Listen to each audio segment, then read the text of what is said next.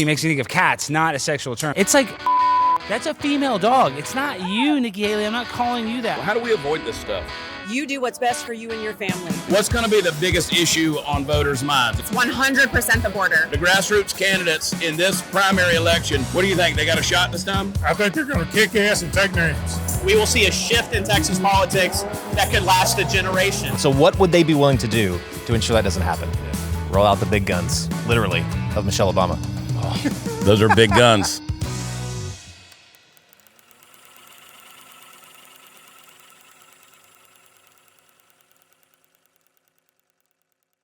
Hey guys, I'm in my old stomping grounds over here at the Blaze Studios, and I just wanted to kind of kick it around a little bit with some of my friends. They're old friends, so they're comfortable with me, and they don't mind talking a little bit, but these are insightful people. These are people who actually know what they're talking about because they are on the front lines of both research and writing and just trying to find out, you know, what the pulse of the news is out there. But they're also pretty good with their opinions and their predictions about what we could be seeing coming up in the months leading up to Election Day in 2024.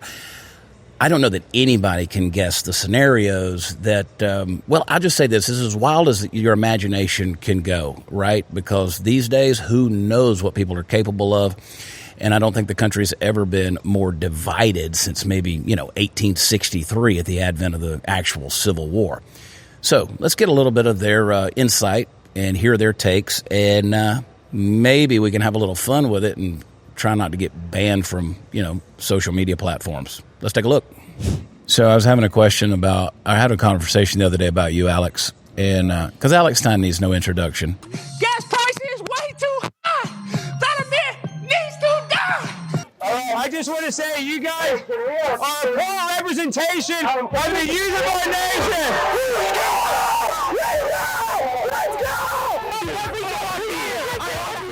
I see you go out and do these city council meetings and stuff like that. You're always trolling everybody.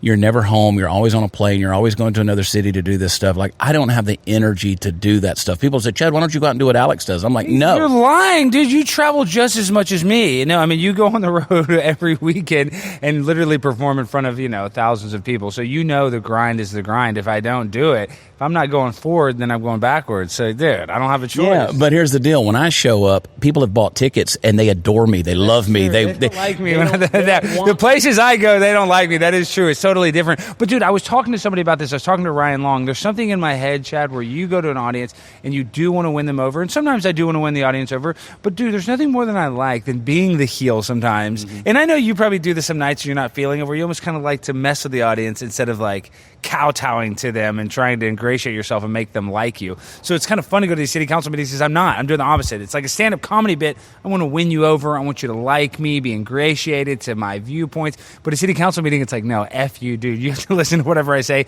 And the more annoyed you get about it, the better it is for me. You did one recently that I saw, and I don't know how recently you did it, but I just saw it recently. Was it that you went into the city council, was it Dallas or wherever, and you called the guy gay, or you said he was cheating on his wife? Or He is. He's the mayor, Eric Johnson, just got released in his divorce, which his wife accused him that she walked in on the mayor of Dallas, Eric Johnson, with his chief of staff, Mary Albana. And during the divorce proceedings, it came up. And she also talked about how when she confronted him at the house, that he said that they had slept together about 12 times, and that she had the Ring doorbell security camera that she showed on court. And so I went to the Dallas City Council, and this is the guy Eric Johnson has made it so hard for me to speak at these city council meetings, Chad. He's made it where they make us speak at the end of the meeting, so then you have to, and every city council meeting can be a different time, especially in Dallas, a big city. Sometimes the meeting can be 2 hours, sometimes 6, so it just limits your ability to speak because of this douchebag, Eric Johnson, got caught cheating, called him out. And on top of it, the worst part about it, the girl that he was cheating on his wife with is a girl named Mary Albana, who used to be his chief staff. And when she quit, he gave her $100,000 in donations because she created a thing called Adept Strategies, which is a political consulting firm. So, he's the mayor that converted to being a Republican, right? Yes, but see, this is the other thing is, I think this is going to help his career. A sex scandal honestly does not hurt your career. No, these days it doesn't. You can have, unless you're Fannie Willis, Yeah, but even now, Fannie Willis she probably likes the popularity, honestly.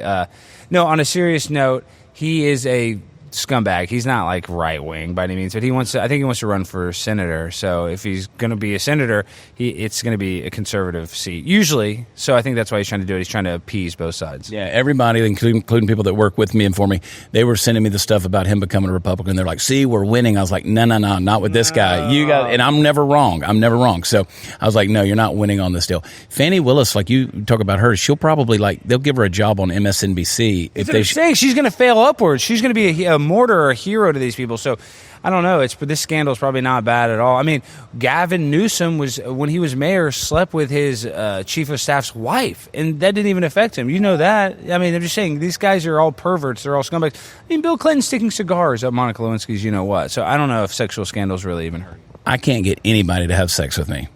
Especially a cigar. No way. I whip out the cigar, they run away always. I got nowhere to stick that. Oh, wait. Oh, you're supposed to. I see what you're saying on that deal. Where were you? You went to the Nikki Haley rally. You got in trouble, but you actually issued an apology for that, which I was like, it was heartfelt. I felt that. Yeah, I apologized because I was about to lose my job. I mean, let's be real. I mean, I'm sorry that I almost lost my job for calling Nikki Haley staffers. Oh, I'm very sorry about it. I almost lost my job.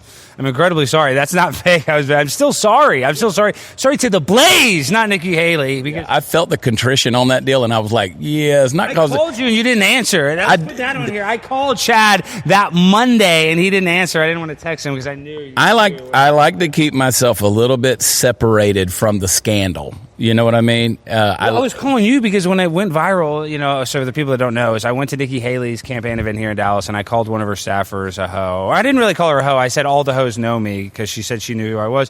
And then I asked her if she had an OnlyFans, and that was like the biggest thing. Every pearl-clutching Republican, oh my God, he has a girl, she has an OnlyFans. Well, yeah, that's the joke. I'm playing like a crazy liberal. I was also saying Black Lives Matter and no justice, no peace at the event. They don't say that, but listen, comedy gets lost on these people. I understand that it looks bad in a no-context clip. Me saying to a Nikki Haley staffer, hey, do you have an OnlyFans? But it caused a lot of backlash. And that's why I called you, because all these damn people were tweeting you, Sara, anybody with a Blaze thing, Steve. I mean, that's what pisses me off. I think it's kind of funny, but it pisses me off when they're going after my company, they're going after other hosts, and then they have to defend my behavior or ignore it, and it puts them and you in an awkward situation. Yeah, I didn't see any of that. I just chose to ignore it. Tagged at all? I did, but I choose to ignore it. I saw Chad Prather tagged in some stuff. Yeah, I actually like it. Like I just sent a Newsweek article about our friend Steve Baker to somebody, and I didn't realize I was quoted in this Newsweek article until I went over and read it. Until you're. So I try not to pay attention to my press. There's so much of it. Honestly, I don't even like to Google myself because it usually just, hey, it ends in bad. It ends badly. But I guess in a way, though, I am to those young girls that are just working the Nikki Haley event. I guess I wasn't really trying to be rude to them, but I was talking to them. They know Nikki Haley's not going to win. They know that they're just clout chasing on their campaign, so they know it's a joke. So they were actually really nice. The girls, people on Twitter got really mad, but the girls were laughing about it. It was not, come on. I'm a pimp on a blimp. To a pimp, everybody's a hoe. But I am sorry. He is the pimp on a blimp, Primetime 99, Alex Stein. And I watched it. I was watching when you were, doing the thing. And I was like, that's not going to come back right. Yeah, I know. And I called one of her the P word. I thought the P word's okay. I'm a cat breeder now. I have cats and, I deal with cats. So for me, the word pussy makes me think of cats, not a sexual term. That's on you for that word being sexual. When you have toxoplasmosis and you love cats, it's like, bitch, that's a female dog. It's not you, Nikki Haley. I'm not calling you that. I'm saying I have a female dog, Ginger. Technically, dictionary definition, that's a bitch. You're the one that's making it a slur, not me. I'm just using the words as they are written in Webster's dictionary. That's where my brain went when I heard it. I was like, female dog. 1,000. You're a large animal vet. You know that, don't you? In veterinary school, don't they use the term bitch? They do. Bitch, damn. Yeah. They do. The whole thing. Sire. That's what I'm saying. So these are real words. So don't. You're the one that is interpreting it incorrectly. I'm just using cats and dogs, the most lovable animals on earth. That's what I'm referencing. Get your vocabulary from a guy who just said interpretate it. I don't listen, I'm a C student that graduated from LSU by just, barely making it. I don't want to say cheating, but I copied a lot of homework, so I made it out of there alive. You can too. Even an idiot like me can make it, so can you. Yeah. And as a disclaimer, I'm not a large animal vet. Do not send me any videos of your cows or horses asking me what's wrong with them, okay? I'm retired from that job, but I will stick my arm up. Send it to me. I'm kind of an unofficial vet. Just send it to me. I can give you all the... And I know a place where you can order all the medication from Ecuador, no prescription. Ivermectin.com. Horse tranquilizer. Well, I take a lot of horse tranquilizers, so I know, yeah. All right, prime time with Alex Stein. Watch him. He'll get you in trouble. Yep. And then he'll call you and get you in trouble even more. Get you implicated in the crime a little bit. Hey, guys, the information I'm about to share with you could radically change your life. I'm going to help you. I'm going to help you because right now there's a silent epidemic that is affecting over 100 million Americans. You know what it is? It is a fatty liver. You want to know why you feel sluggish, why you can't sleep, why you gain weight? You feel terrible. It's because you're throwing everything at your liver, cholesterol, toxins, alcohol, cigarettes, you name it. It's crazy. Your liver does so many things to help you every single day, so many different functions. You ought to be helping your liver. So I want to encourage you, if you want to look better, you want to feel better, you want to sleep better, fix your liver, okay? And you can do that with Liver Health Formula. It's an all-natural supplement. It contains 11 clinically proven botanicals that will help recharge and protect your liver. The company's already helped more than 2 million fellow Americans with their products, and they're a proud sponsor of this show for a long time, and I'm proud to continue telling you all about Liver Health Formula. You can try Liver Health Formula and get 5 free gifts from the company. You heard me correct. That's 5 gifts for free. You got to go to getliverhelp.com/Chad. Claim your free bonus gifts with your order today. It's helped people in my family. It's helped me. I take it daily. Getliverhelp.com. That's getliverhelp.com/Chad. All right, Jason Buttrill, Chief Researcher, Blaze Media. 2024 is an interesting year. I know Election Day is coming. Like, we'll see what happens with all of that stuff. If Trump, the presumptive nominee for the Republican Party, if Trump is the guy, how far do you think the left is willing to go to make sure he does not get elected? What are some scenarios as we head towards the election? What do you think? Oh, throw him in jail. No question. Yeah. I mean, I still think that even though he's had some success, like the Supreme Court ruling today, which, by the way, if that would not have happened, I don't even want to think about because I think there's tripwires in the country right now. And I think both sides, because we're just so fractured as a country, I think there's tripwires in this country that everyone's just waiting for. But if you're told that you can't vote for the candidate that you want to vote for, but somehow the democracy is at stake, you know what I mean? But the same people that are saying that are also trying to get him kicked off ballots so you can't vote for the guy. But if the Supreme Court would have ruled opposite and would have said, yeah, we're not going to do anything about that, can you imagine? Yeah. I mean, I don't want people to get violent, but it's almost like they're pushing people to get violent. You don't want people? Don't answer that question.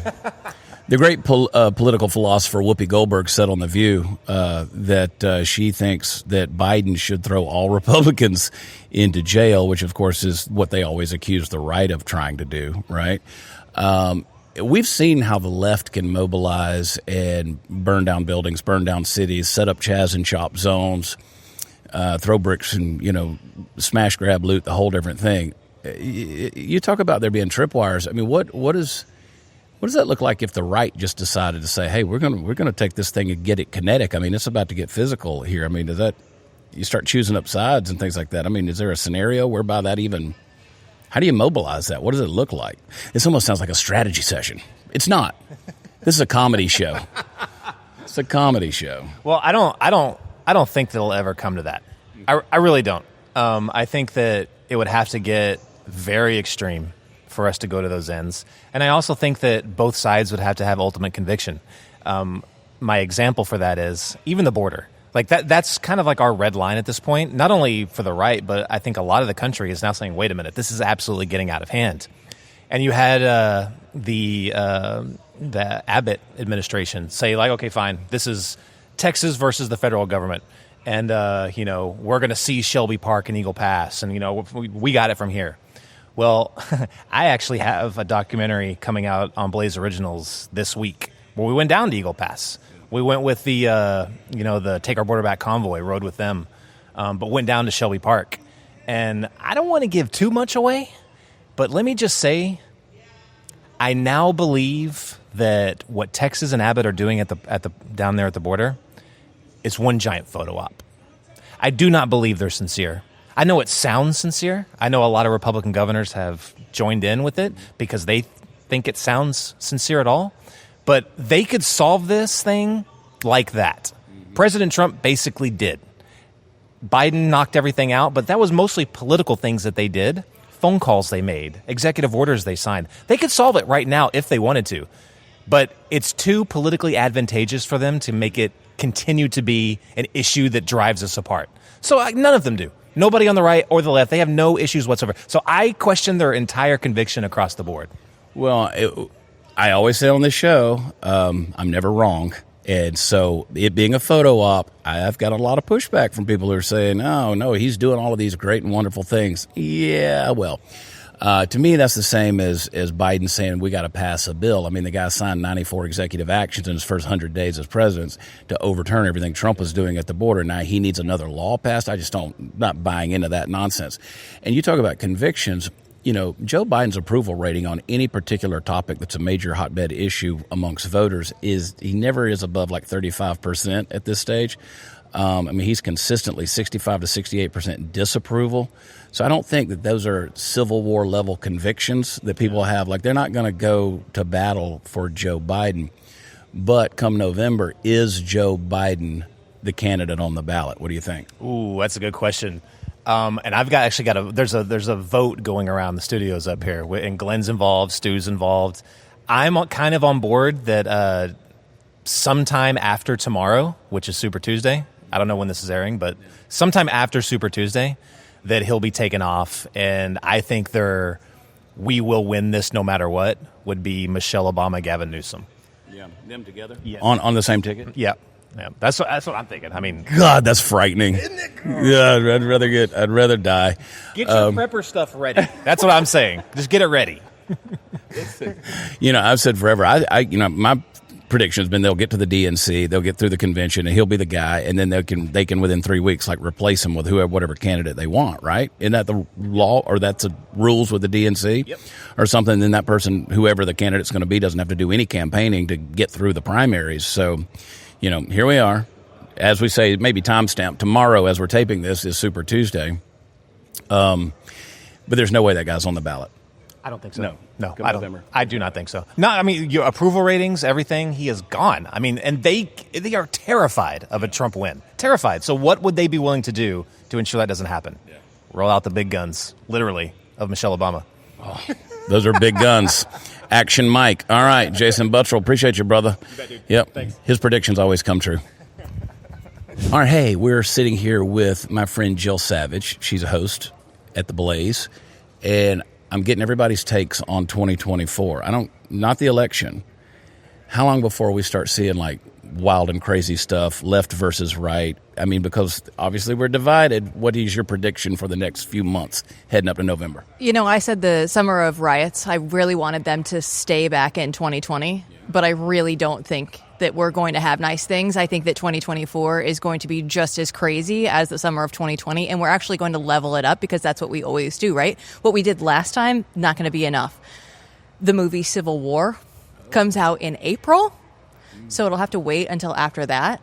But after that, I don't have a time frame. It's just sometime after the movie is released when they are, doing the predictive programming. We already had the Obama movie come out where the preppers were the good people in the movie, and they're like, oh my gosh, he knew. How did he know?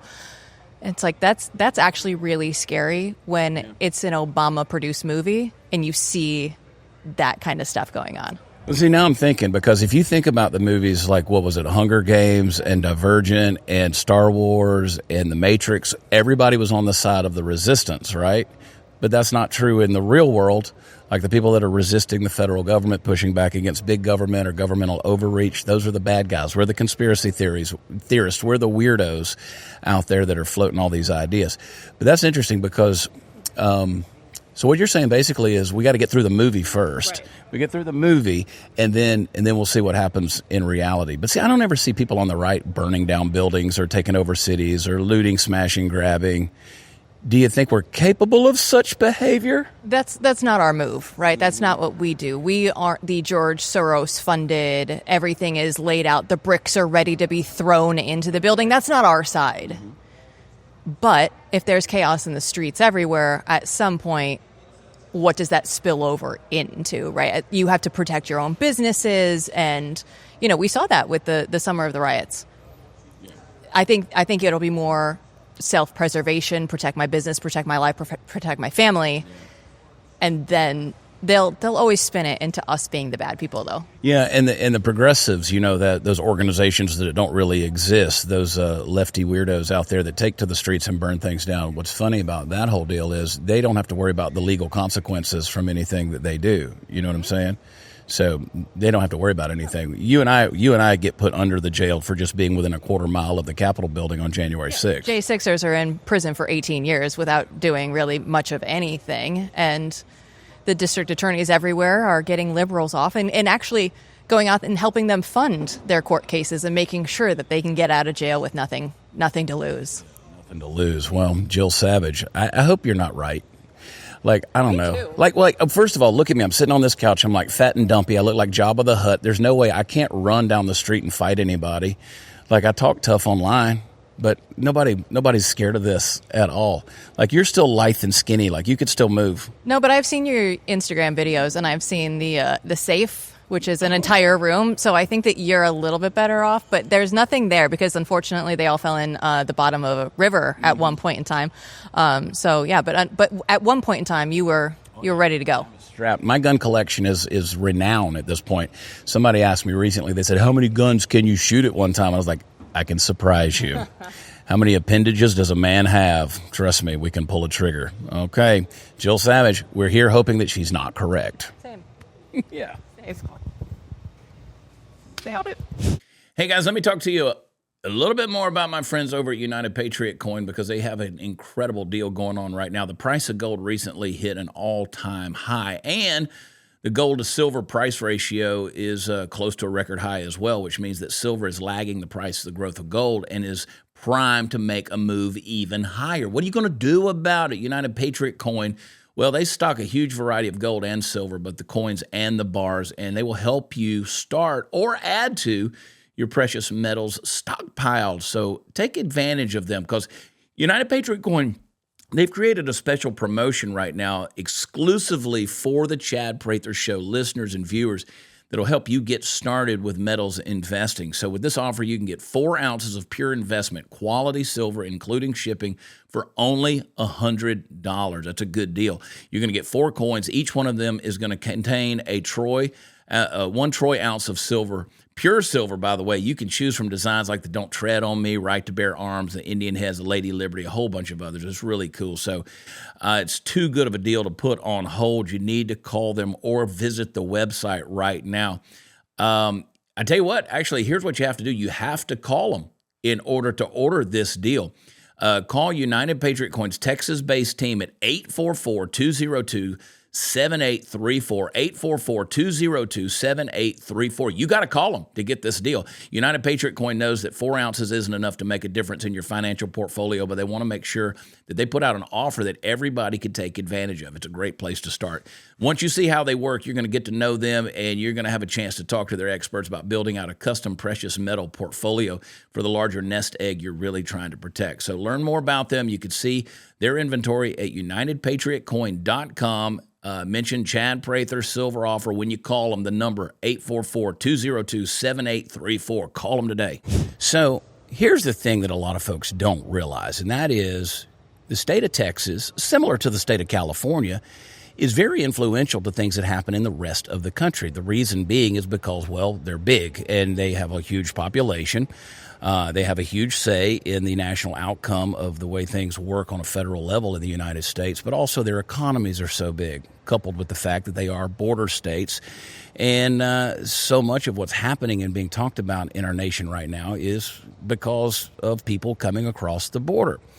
So What if you could have a conversation with Texas lawmakers, get their insight, get their understanding, and get their outlook of what's about to happen in the great state of Texas? So we're going to head over to a rally for my friend Mitch Little. If that name is familiar to you, well, it's probably because you were paying attention to the Ken Paxton, Attorney General Ken Paxton, impeachment trial, which turned out to be a big embarrassment for those who were coming after the nation's most powerful attorney general. It tends to work out that way, especially when the attorney general happens to be on, in my opinion, the side of truth. So we went to one of his campaign rallies because being a lawyer and being a hero wasn't enough. He decided to run for the Texas State House in his district. Let's talk to him. Let's talk to some others. Let's talk to the attorney general himself, and let's see what the outlook is for Texas, because as we all know, so goes Texas, so goes the nation. Here we go. Hey, guys, welcome to the Insanity. We're at a campaign event for Mitch Little, and he is running for the State House here in Texas. There's a kind of a menagerie of who's who here, and the thing they have in common is they're all patriots. They love this country, they love Texas, and they want to talk about it. So every now and then you get together with a whole bunch of crazy red-blooded Americans that believe in conservative values and hold dear to those, and when you get them all together, you never know what's going to happen. So I want to try to talk to them a little bit, find out what they think 2024 is going to hold, what it looks like, what's coming, maybe get a few predictions out of them. Let's talk about some of the setbacks we faced in the last year, how we can overcome them. Do they believe in the polling that's happening right now? Are they surprised by any of the headlines? What are the most important issues that they're facing or that we're facing in this country right now? And how do we deal with them as we move forward? So let's go in, let's talk to some folks, and have a good time, because that's what it's all about. All right, so Shelley Luther, she's pretty famous, actually.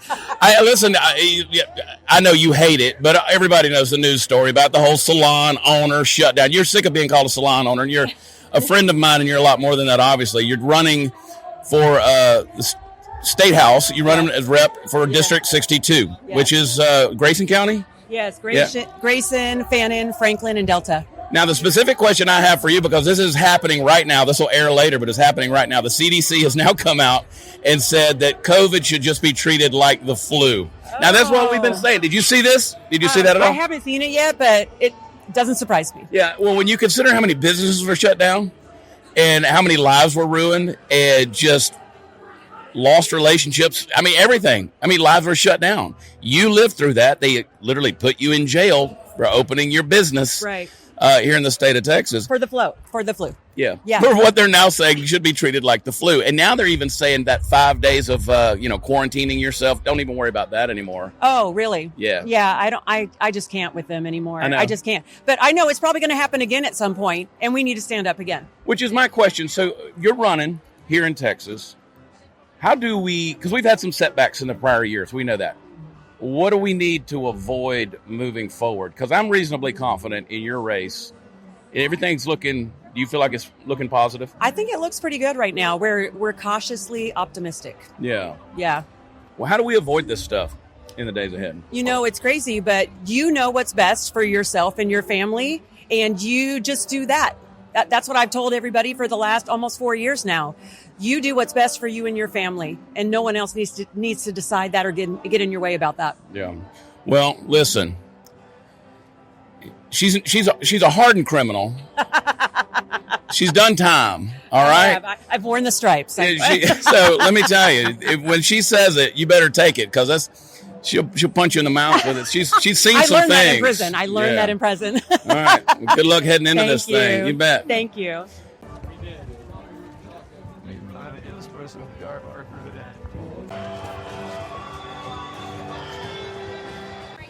Whatever you want. Up the stairs for everybody else. For everybody else. Want coffee?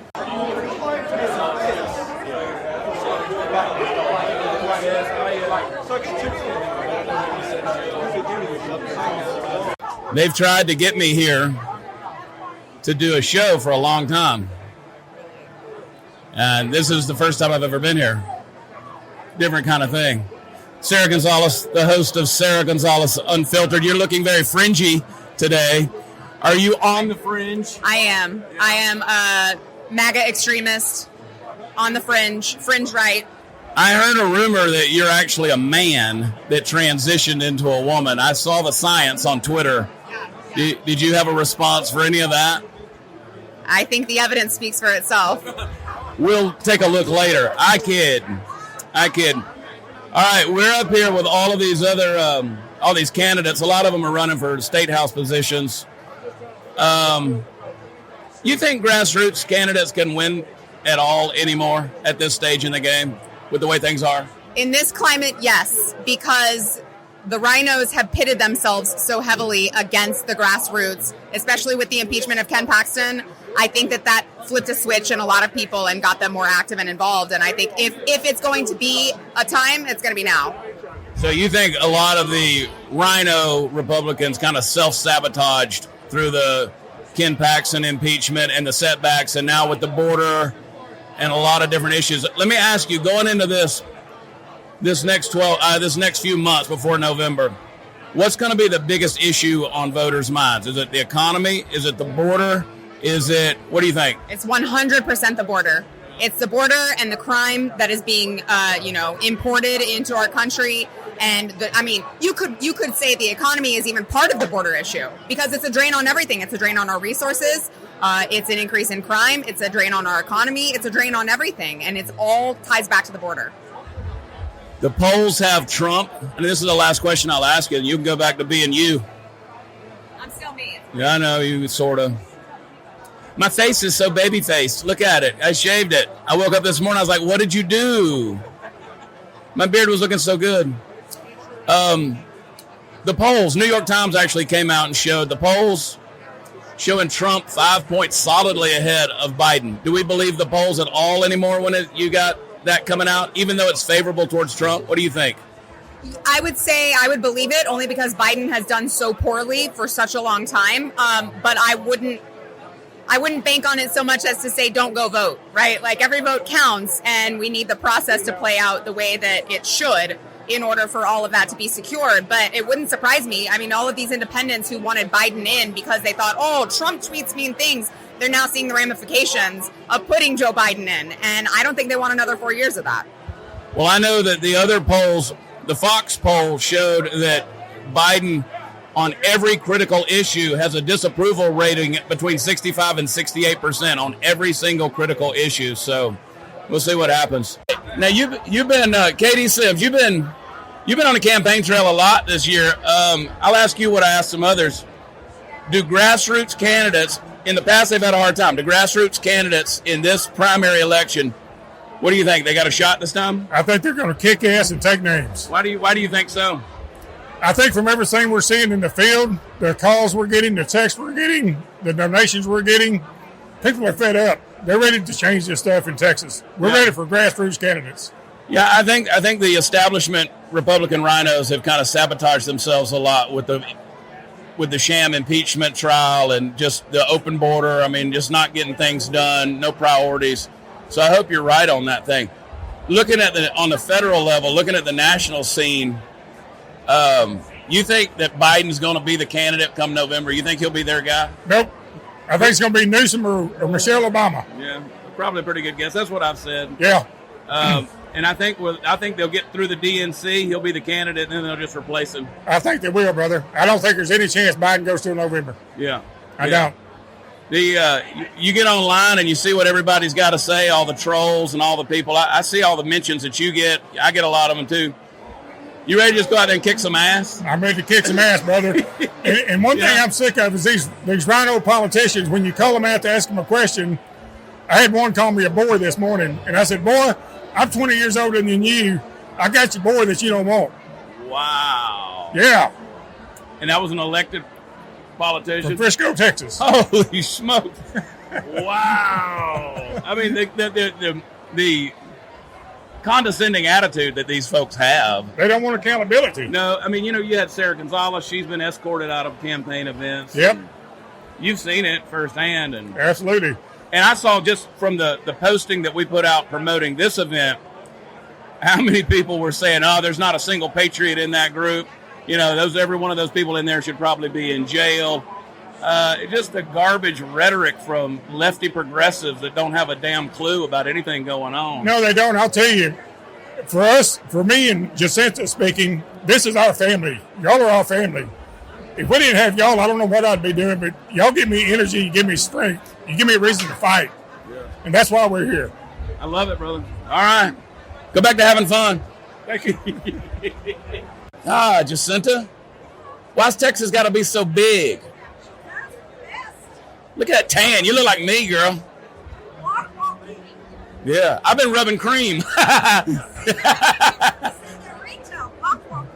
Come here. Hang on, Andy. Hang on a second. You block walking? Yes. You out there knocking on doors? Yes. Do people talk to you? Well, yes. They do? Yes. You don't ever slam the door in your face? No. It's because you're pretty. Oh, thank you.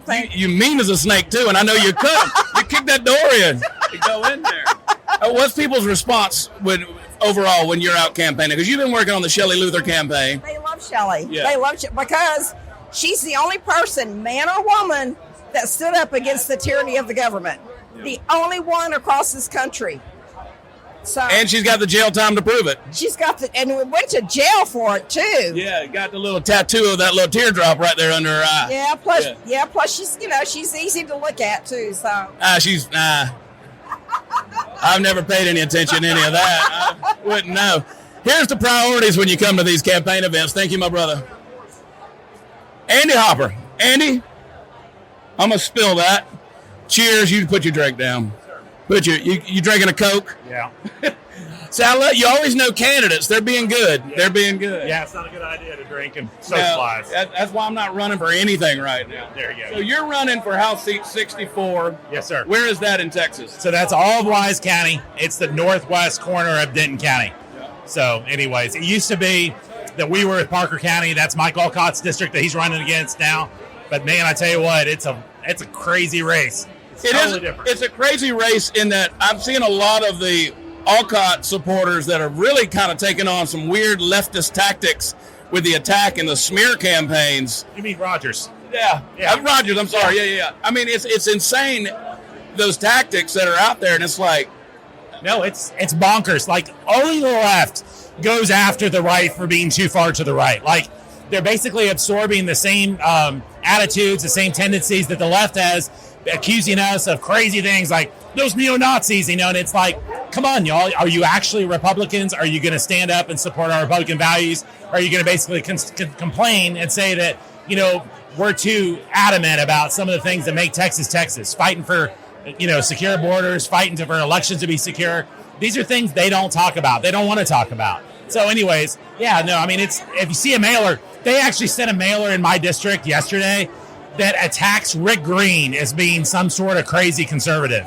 Can you believe that? Like, Rick Green is beloved. He's the man. So Don Huffines was on a mailer, like they're making fun of Don Huffines. How could you do that?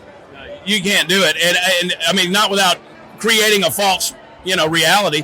My rep down in Montgomery County, Steve Toth, his opponent was sending out stuff basically accusing him of being a neo-Nazi because you've heard the rhetoric. I mean, it's like a house divided can't stand. And when you have this type of tactic going on, it makes you wonder, what does the future look like? Two questions. Do grassroots candidates, do they really, because in the past they've struggled, do they have a chance this go around? And the second one is the future of Texas with the cities all gone blue, the future of Texas, how long before we're kind of off the cliff in regards to running to the left? Yeah. So the first question is, I do think we have a chance, and I think the thing that is transformative this race is that, first of all, the whole Democrat chairs thing has now had 2 cycles to percolate. Everybody in my district knows about it. I don't even have to explain it. They know. They may not understand what committee chairs are, but they know we're surrendering power to the Democrats, and they know who's doing it.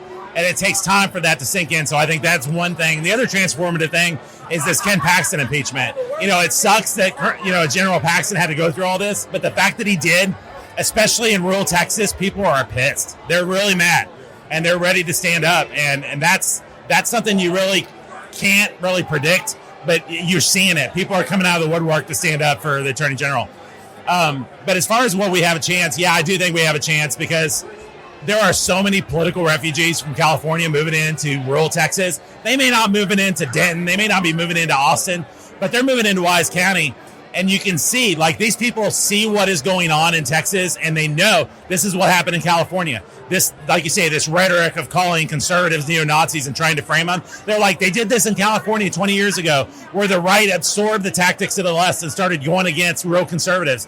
So they're actually standing up. And the thing that makes Texas kind of unique is even though we have 5 blueberries in the state that are basically turning the state blue, we have like 100 cities in this state that are 100,000 or more that are like the Longviews and the Abilenes, the Midlands and the Odessas and the Shermans and the Tylers. And those are actually what is pulling the state to the right. So I think we have a chance, but we cannot surrender our conservative values. We can't surrender the high moral ground and the positions that we have. Yeah. So goes Texas, so goes the nation, man. Andy, good luck in 64, brother. Appreciate it, sir. Appreciate you.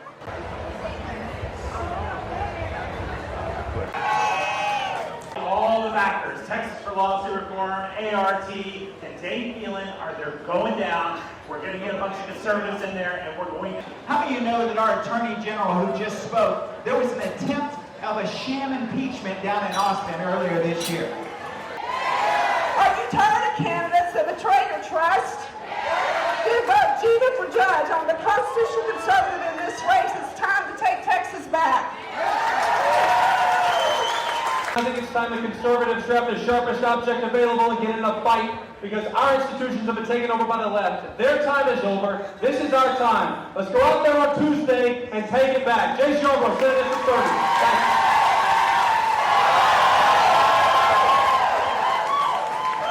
People who believe not only in the dream of the Constitution, the ideal of our founding fathers, but believe that Texas is the greatest place that has ever been conceived in the human history, in anybody's mind in human history. Texas is the center of the universe.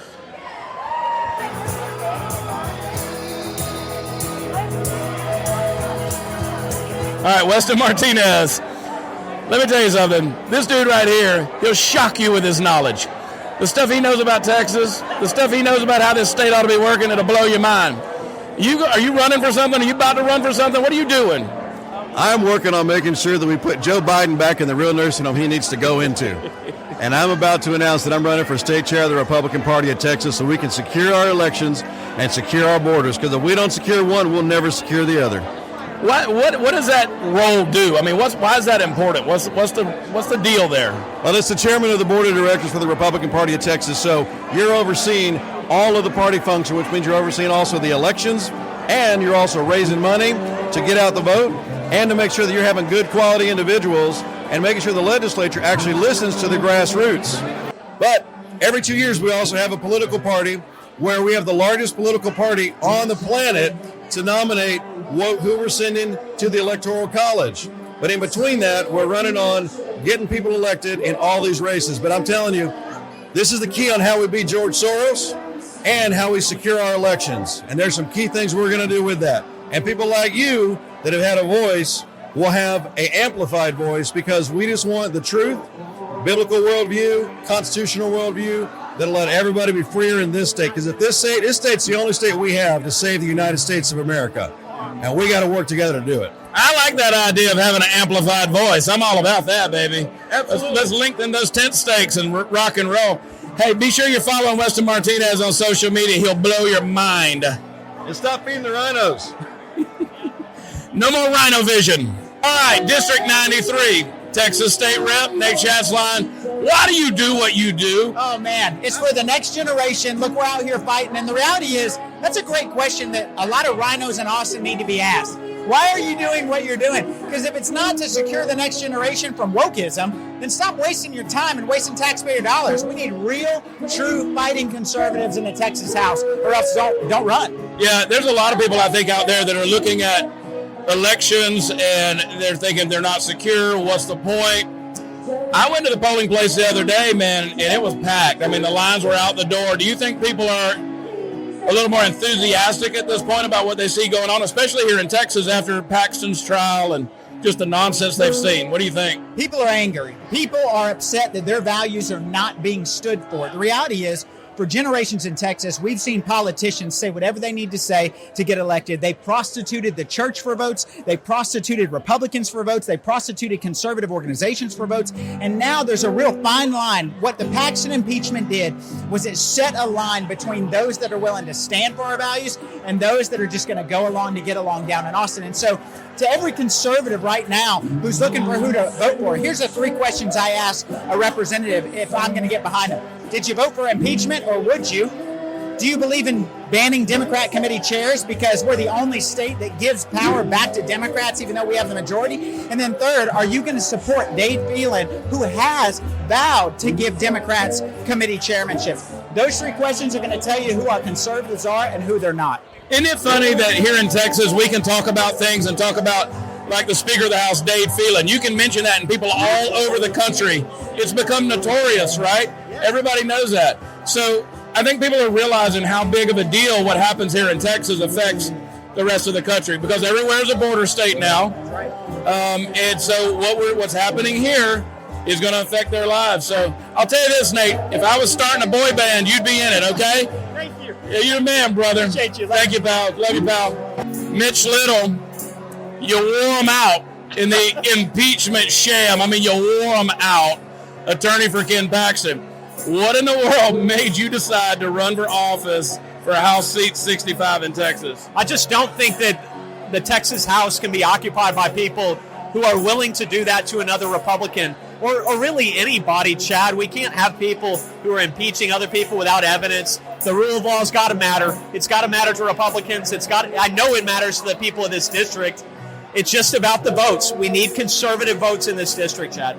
Do you think that impeachment trial worked out to be a positive thing, even though they intended it for evil? I mean, it exposed a lot, right? God used it for good. I mean, I said that at the end of the trial when we were in the middle of the press gaggle. I said what they intended for evil, God intended for good. It's like that domino meme. Dave Phelan has a few too many cocktails one night, and now we've got the conservative resurgence right here in Texas. Yeah. I want to be a part of it. Yeah, and it blew the door open for grassroots candidates. You're doing it. I'm telling you, you're the person for the job. The incumbent that's in there, got to go.